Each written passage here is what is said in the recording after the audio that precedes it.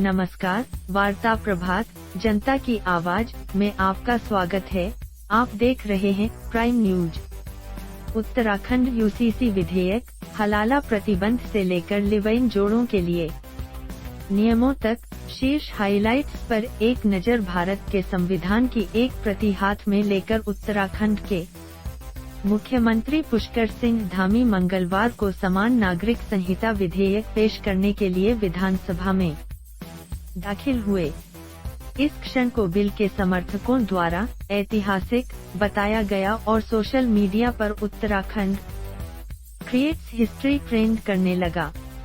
Treasury bench ने मेज थपथपाकर और भारत माता की जय, वंदे मातरम और जय श्री राम के नारों के साथ उत्तराखंड के समान नागरिक संहिता यूसीसी 2024 विधेयक को पेश करने का स्वागत किया।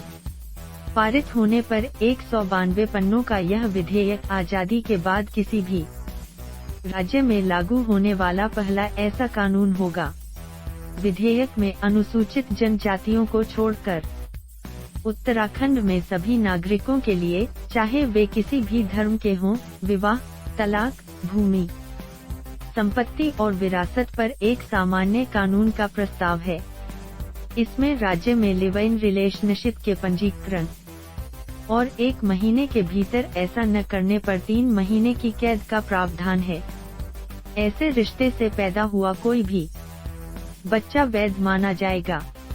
यहाँ देखें बिल की मुख्य बातें। बहुविवाह पर प्रतिबंध लगा दिया गया। विधेयक की धारा 4(i) के तहत बहुविवाह और बहुपति प्रथा को अस्वीकार कर दिया गया है। यह परिभाषित करते हुए कि कौन विवाह कर सकता है।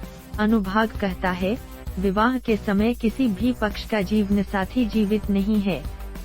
उपरोक्त धारा की उपधारा 3 लड़कियों के लिए विवाह की आयु 18 वर्ष और लड़कों के लिए 21 वर्ष निर्धारित करती है। यह उन व्यक्तियों के साथ विवाह की भी अनुमति नहीं देता है जिनके रिश्ते का उल्लेख अपवाद सूची में किया गया है।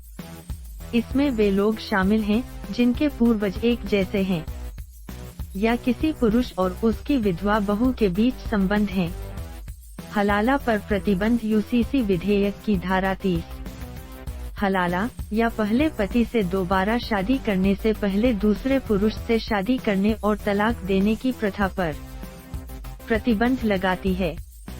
धारा 32 में कहा गया है, पुनर्विवाह के अधिकार में तलाकशुदा पति या पत्नी से बिना किसी शर्त के पुनर्विवाह करने का अधिकार शामिल है, जैसे पुनर्विवाह से पहले किसी तीसरे व्यक्ति से शादी करना। आदिवासियों को छूट। विधेयक की धारा 2 आदिवासियों को छूट देती है। इस संहिता में निहित कोई भी बात भारत के संविधान के अनुच्छेद 142 के साथ पढ़े गए अनुच्छेद 366 के खंड 25 के अर्थ के भीतर किसी भी अनुसूचित जनजाति के सदस्यों और उन व्यक्तियों के समूह पर लागू नहीं होगी जिनके प्रथागत अधिकार भाग 21 के तहत संरक्षित है। भारत के संविधान की लिव इन पंजीकरण विधेयक राज्य के भीतर लिव इन रिलेशनशिप में रहने वाले भागीदारों के लिए, चाहे वे उत्तराखंड के निवासी हों या नहीं। धारा 381 की उपधारा 1 के तहत अपने रिश्ते का विवरण उस रजिस्ट्रार को प्रस्तुत करना अनिवार्य बनाता है जिसके अधिकार क्षेत्र में वे आते हैं, निर्धारित प्रारूप में रह रहे हैं। इसमें यह भी कहा गया है कि लिव इन रिलेशनशिप का कोई भी बच्चा दंपति का वैध बच्चा होगा। ऐसे लिव इन संबंध जिनमें कम से कम एक साथी नाबालिग हो, पंजीकृत नहीं किए जाएंगे। लिव इन संबंध जहां किसी एक साथी की सहमति बलपूर्वक, जबरदस्ती, अनुचित प्रभाव, गलत बयानी या दूसरे साथी की पहचान के संबंध में धोखाधड़ी से प्राप्त की गई थी, उसे भी पंजीकृत नहीं किया जाएगा। रजिस्ट्रार लिव इन रिलेशनशिप के विवरण की सामग्री की जांच करेगा ताकि यह सुनिश्चित किया जा सके कि वे उस प्रकार के नहीं हैं जैसा कि धारा 380 के तहत उल्लिखित है।